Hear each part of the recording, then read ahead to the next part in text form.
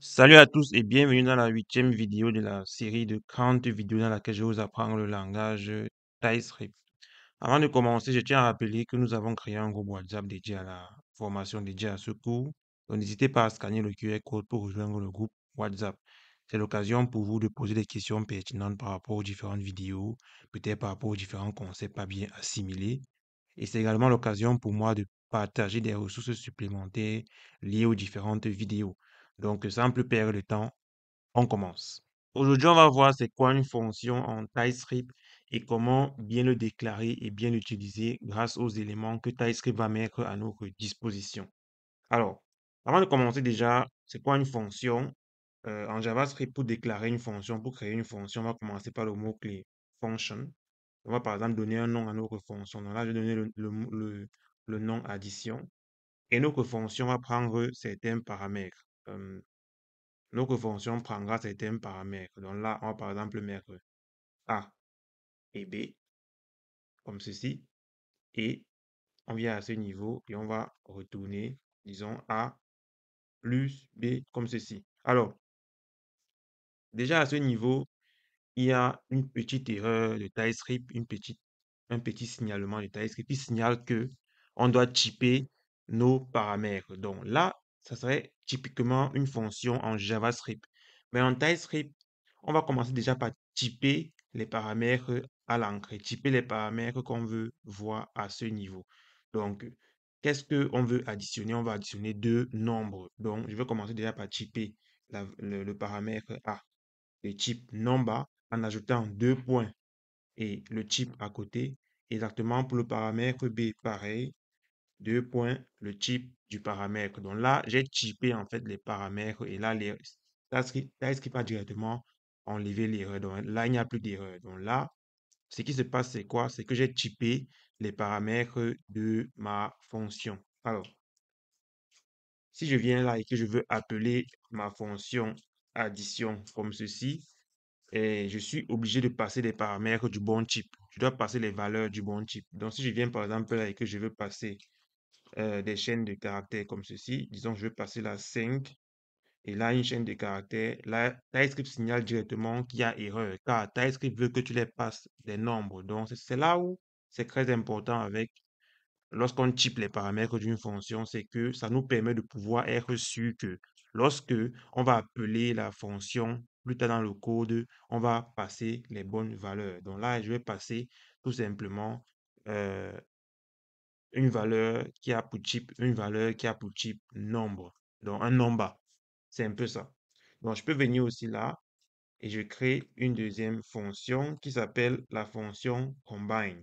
Appelons ça la fonction combine. Combine qui va prendre A, bien qui va prendre oui. Disons qu'il va prendre un premier string comme ceci, donc une chaîne de caractères. Il prend deux chaînes de caractères. Disons qu'il veut prendre deux chaînes de caractères comme ceci. Et il va venir là comme ça et retourner la concaténation des deux chaînes de caractères. Donc, ceci également est faisable avec TypeScript. Donc, on peut également passer différents types. Donc, je peux venir par exemple aussi là et je passe plusieurs, disons, show info. Je peux passer par exemple la name. Disons qu'on veut créer là une fonction qui va peut-être afficher dans la console les informations d'un étudiant. Donc, par exemple, son nom. On veut qu'est-ce qu'on veut? On veut son âge, qui sera number. On veut euh, ses matières. Donc, on va appuyer là, matière. Et matière, c'est un arrêt de type string, comme ceci. Donc, voilà une fonction qui s'appelle showInfo. Alors, j'ai oublié de fermer ma fonction à ce niveau-ci. La fonction s'appelle showInfo. Donc, c'est notre fonction showInfo qui va afficher tout simplement dans la console les informations de l'étudiant. Et pour afficher ça, je viens tout simplement là et je dis l'étudiant. Je mets le name dans l'étudiant avec son nom, tout simplement. AG2, AG2. Je peux également mettre la âge, comme ceci. A, les matières, dans les matières suivantes. Et je mets deux points et je mets la matière. Donc, je peux passer autant de paramètres que je veux et je peux typer autant que je veux, que ce soit un array, une chaîne de caractères, booléen, objet, vous typez comme vous voulez. Vous pouvez également créer vos propres types comme on a vu la dernière fois et typer les paramètres avec ce type. Donc, ça dépend de vous. Donc, vous faites comme vous voulez, vous typez comme vous voulez. Ça, c'est une première façon de, ça, c'est quelque chose que TypeScript va amener dans nos différentes fonctions qu'on n'a pas en JavaScript. Alors, maintenant qu'on a vu comment est-ce qu'on peut typer les paramètres de la fonction, maintenant, ce qui est intéressant, ce qui est encore plus intéressant, c'est qu'on peut également typer la valeur ou bien on peut également typer la valeur que la fonction va retourner. Donc, je prends un exemple, disons la fonction addition. Lorsque on prend deux nombres et qu'on les additionne, on sait que ce que la fonction va retourner, c'est forcément un nombre. Donc, pour typer en fait ma fonction, je peux venir à ce niveau, à la fin de la parenthèse, je mets les deux points et j'ajoute le type de retour étant un nombre. Donc, si je fais ça, ma fonction sait automatiquement qu'il doit retourner un nombre. Donc, si je viens à ce niveau et que je vais retourner une chaîne de caractères comme ceci, bonjour. Là, il y a erreur. Donc, je vais effacer, par exemple, ceci. Vous allez voir, il n'y a pas erreur parce que ma fonction n'a pas de type de retour défini. Donc là, il n'y a pas erreur. Mais si je viens à ce niveau et que j'indique à ma fonction que le type de retour, c'est un nombre, alors là, il y a erreur. Ça m'évite de faire des erreurs plus tard parce que ma fonction va savoir que je dois retourner un nombre. Donc, je suis obligé de venir là et de retourner un nombre comme j'ai indiqué là en haut. Donc, je peux venir également à ce niveau. Qu'est-ce qu'on retourne ici? Vu que je prends deux chaînes de caractères, je vais retourner la concaténation de mes deux chaînes de caractères. Donc, je retourne également une chaîne de caractères. Parce que si j'indique à ce niveau nombre, il y a erreur. Parce que lorsque tu prends deux chaînes de caractères et que tu les mets ensemble, ça ne fait pas un nombre. Donc, TypeScript signale directement qu'il y a erreur. Donc, je viens à ce niveau et je vais mettre là que ça doit retourner une chaîne de caractères. OK. Maintenant, comment ça se passe lorsque la fonction ne retourne rien? Lorsque une fonction comme celle-ci qui s'appelle la fonction showInfo ne retourne rien, alors il y a un type en TypeScript qui permet d'indiquer que ça ne retourne rien. C'est le type tout simplement, tu vas mettre là void, comme ceci, pour dire que ça ne retourne rien.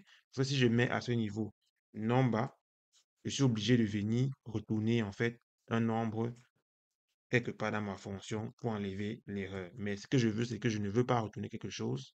Donc, pour cela, je vais indiquer tout simplement void pour dire que ça ne retourne rien.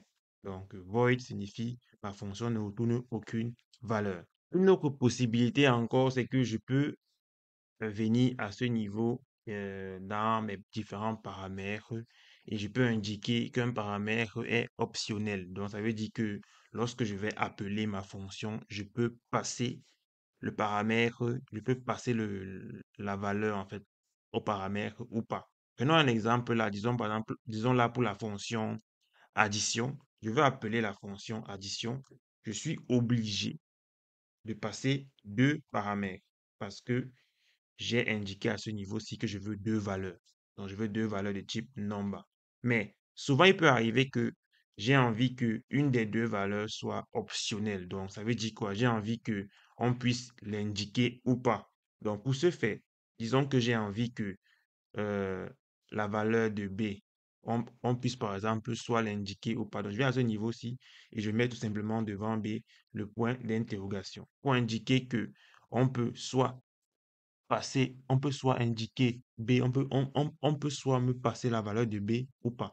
Si je viens à ce niveau-ci et que j'efface B comme ça et que je laisse tout simplement addition 5, ça marche parce que B a une valeur optionnelle. Donc, ça veut dire que B n'est pas obligatoire.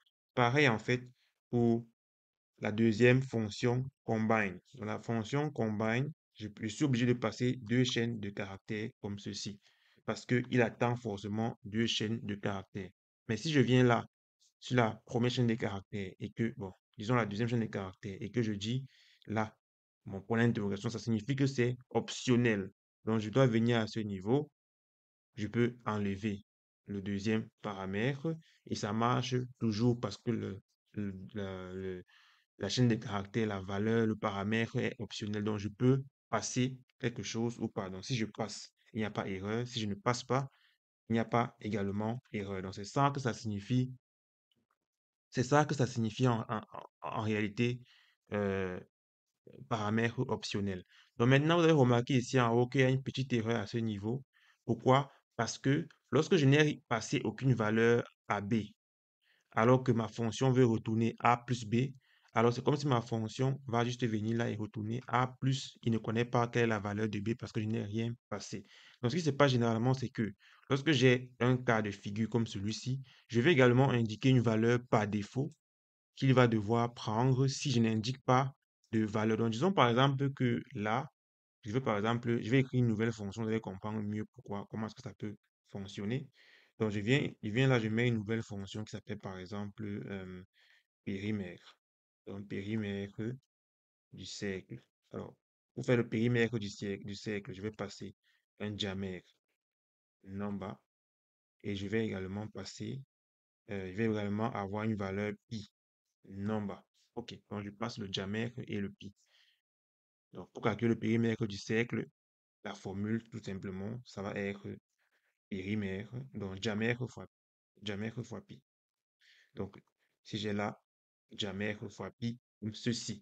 Mais si je viens là, tout en bas, je viens là, je mets pi ici comme valeur optionnelle pour indiquer que si on passe une valeur de pi, alors ça m'arrange. Mais si on ne passe pas, je vais prendre ma valeur par défaut. Pour indiquer à ce niveau-ci une valeur par défaut, dans le cas où on ne passe aucune valeur à pi, je viens tout simplement à ce niveau et j'indique une valeur par défaut qui va être prise si rien n'est indiqué. Donc, si j'indique là ma valeur de pi 3,14, c'est la valeur par défaut en réalité de pi. OK. Donc, c'est comme ça. En fait, à ce niveau-ci, c'est en fait comme ça. Il prend une valeur par défaut. Et vous avez remarqué, à ce niveau-ci, l'erreur a disparu. Lorsque vous avez déjà passé une valeur par défaut, passer le point d'interrogation n'est plus obligatoire. Donc, vous effacez le point d'interrogation tout simplement. Et la valeur, TypeScript va savoir que cette valeur-ci est optionnelle. Donc, si je viens à ce niveau et que je vais appeler la fonction périmètre du cercle, je peux passer car comme ça et ça marche. Donc, là, ça prend car comme étant le diamètre.